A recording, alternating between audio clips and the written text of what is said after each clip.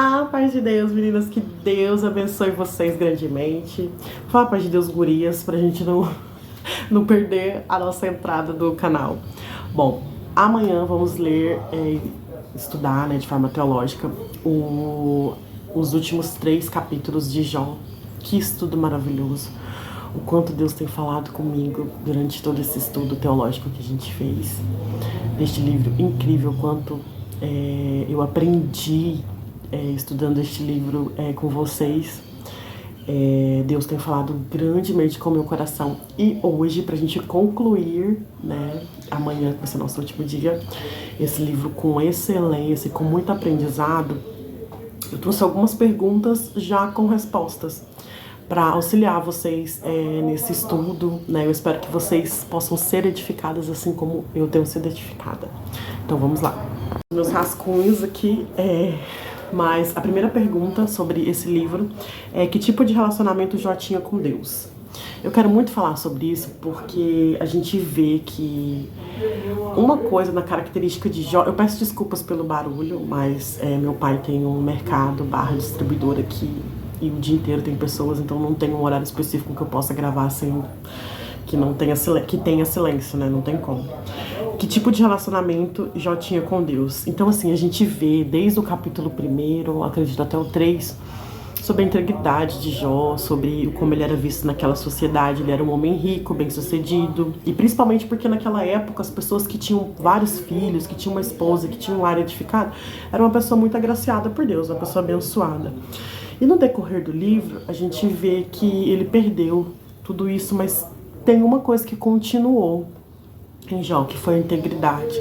Ele sempre foi um homem íntegro e, claro, o principal foco era o temor que ele tinha de Deus, né? A gente vê que... E sobre esse relacionamento, bom, o relacionamento que Jó tinha com Deus, ou melhor, que ele acreditava que tinha, não era, na verdade, era um relacionamento, mas o que Deus queria criar ali naquele momento, na verdade, era uma familiaridade, né?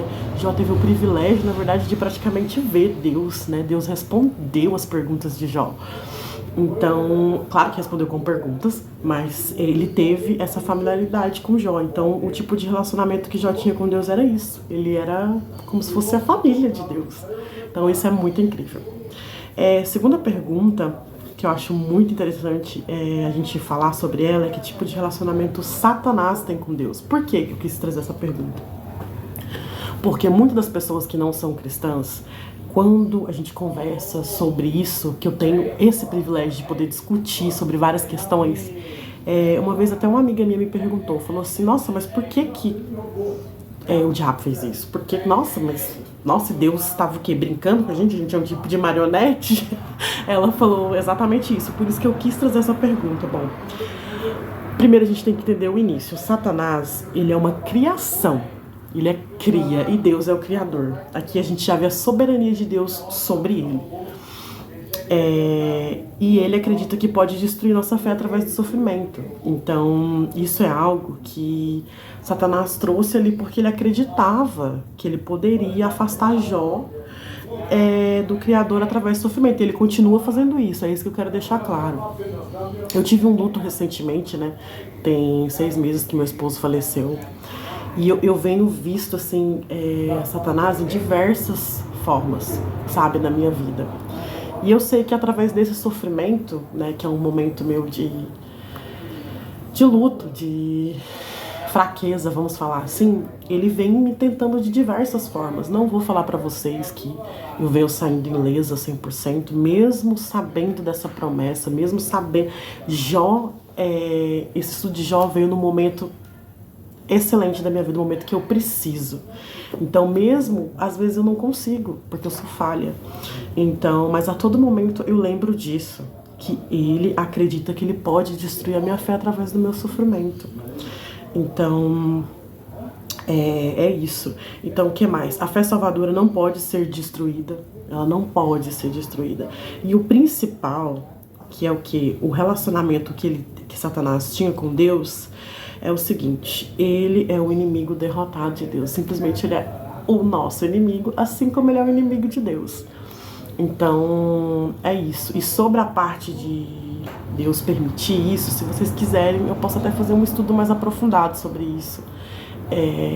Mas a gente já fez ali no grupo de Teologia para Mulheres, assim como a gente faz sempre. Todos os resumos que eu mando foi relativamente até narrados por áudios falando sobre isso, né? E a última pergunta é: por que pessoas justas sofrem? As pessoas, uma coisa que eu quero que vocês entendam, acho que vocês já entenderam também, é que nem sempre o nosso sofrimento vem de consequências de atos indevidos / pecados que a gente fez.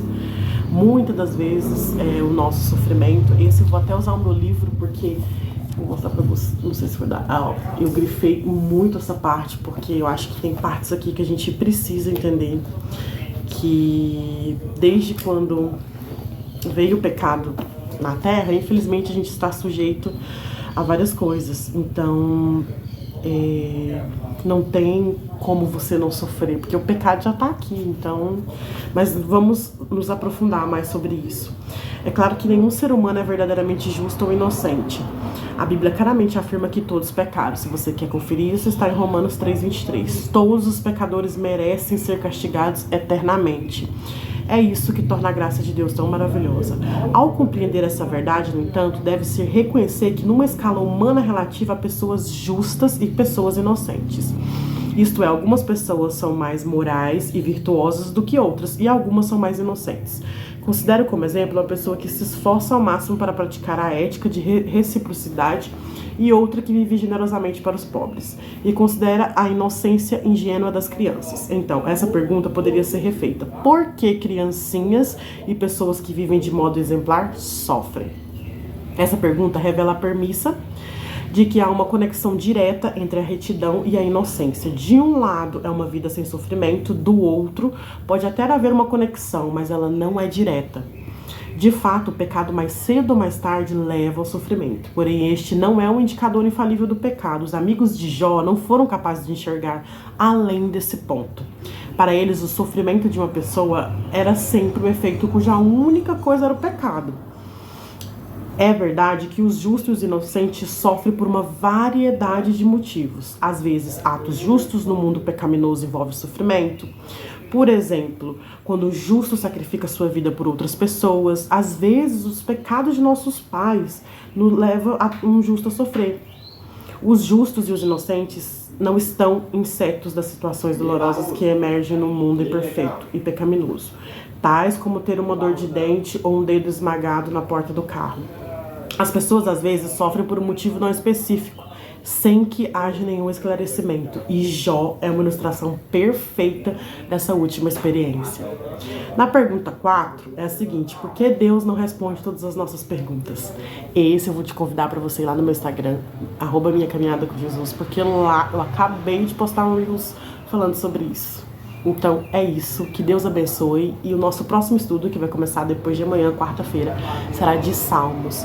Então, se você quer buscar de alguma maneira estudar mais a Bíblia, conhecer mais de Deus, criar mais intimidade com Deus, me manda uma mensagem aqui, ou vai lá no meu Instagram, me mande um direct, e a gente te adiciona no nosso grupo. A gente tem um grupo no Telegram e no WhatsApp, onde a gente estuda e se aprofunda mais na palavra de Deus. Que Deus abençoe.